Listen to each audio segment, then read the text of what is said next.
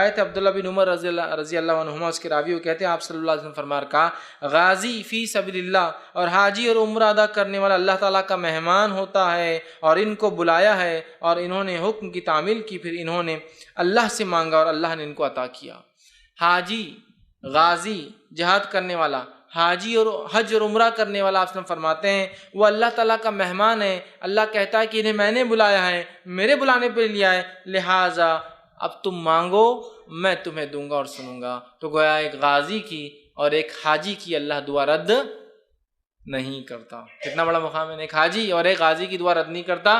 اسی لیے حج کرنے لوگ جائے تو ان کو دعا کا ہم کہہ سکتے ہیں۔ اور خود نبی اکرم صلی اللہ علیہ وسلم نے عمر ابن خطاب رضی اللہ عنہ جب حج کو جانے لگے تو کہا اے میرے بھائی مجھے دعا میں یاد رکھنا، امت کو تعلیم دینے کے لیے یاد رکھیں۔ لیکن یہ جس کو ہم کہیں گے خالی لفظاً کوئی ایک وہ چیز نہ ہو کہ بس کسی سے کہہ دیا، بلکہ حقیقتاً انہوں نے کہا کہ اللہ کے رسول نے فرمایا حالانکہ اللہ کے رسول سے افضل کوئی ذات نہیں ہے، آپ کی دعائیں اللہ سیدھے سنتا، ویسے ساروں کی سنتا، لیکن آپ تو خاص ہے چونکہ نبی ہے۔ پھر بھی امت کو سکھانے کے لیے میرے بھائی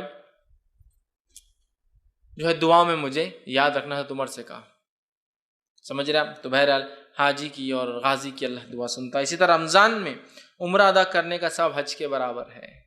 رمضان میں کیا گیا عمرہ حج کے برابر ہے۔ نبی اکرم صلی اللہ علیہ وسلم کے زمانے میں ایک خاتون تھی، وہ کسی وجہ سے آپ صلی اللہ علیہ وسلم کے حج کو نہ چل سکی، اور یہ ابو داؤد کی روایت۔ لیکن اس کے بعد جب آپ نے پوچھا تم حج کو کیوں نہیں آئی، تو کہ اللہ کے رسول ایک ہی اونٹ تھا اور وہ بھی کام کاج کے لیے کام آتا، نہیں آ سکی۔ تو کہا ٹھیک ہے تم رمضان میں عمرہ کر لینا۔ رمضان میں کیا گیا عمرہ حج کے برابر ہے ثواب کے اعتبار سے، لیکن اس کا حج نہیں کرنا ایسا نہیں، حج کے برابر ہے، سمجھ رہا؟ تو رمضان میں عمرہ کرنے کی ہم کوشش کریں، اگر حج نہیں بھی کر سکے، طاقت نہ ہو، چونکہ عمرہ عموماً مالی اعتبار سے کم پیسوں میں سستا ہو جاتا ہے، ٹھیک ہے؟ تو عمرہ کرنے کی کوشش کریں، چونکہ رمضان میں خاص طور سے کیے گا عمرہ حج کے برابر۔ اسی طرح جو ہے رمضان میں عمرہ ادا کرنے کا ثواب رسول اللہ صلی اللہ علیہ وسلم کے ساتھ حج کرنے کے برابر بھی ہے۔ ایک روایت میں آتا ہے جو ابو داؤد کی ہی روایت ہے، عبداللہ بن عباس رضی اللہ عنہ اس کے راوی وہ کہتے ہیں کہ بہت لمبی ایک روایت، ایک عورت تھی وہ حج کو عمرہ کو نہ جا سکی، حج کو نہ جا سکی آپ کے ساتھ، پھر آئی اور کہا اللہ کے رسول میری بڑی خواہش تھی میں آپ کے ساتھ عمرہ حج کروں لیکن میں نہیں کر سکی۔ تو آپ صلی اللہ علیہ وسلم نے پھر اسے فرمایا اور کہا کہ تو جو ہے رسول صلی اللہ علیہ وسلم نے اس عورت سے کہا جو ہے میرا سلام، اس عورت سے میرا سلام کہنا اور بتانا کہ رمضان میں عمرہ کرنا میرے ساتھ حج کرنے کے برابر ہے۔ اس عورت کی خواہش تھی کہ نبی اکرم صلی اللہ علیہ وسلم کے ساتھ حج کرے، لیکن نہیں کر پائی۔ آپ نے کو سلام بھیجا اور کہا کہ میں نہیں کر سکی، بڑا اس نے اظہار کیا کہ میری بڑی خواہش تھی۔ اللہ کے رسول نے کہا کوئی بات نہیں، رمضان میں عمرہ کر لینا، رمضان میں کیا گیا عمرہ میرے ساتھ حج کرنے کے برابر ہے۔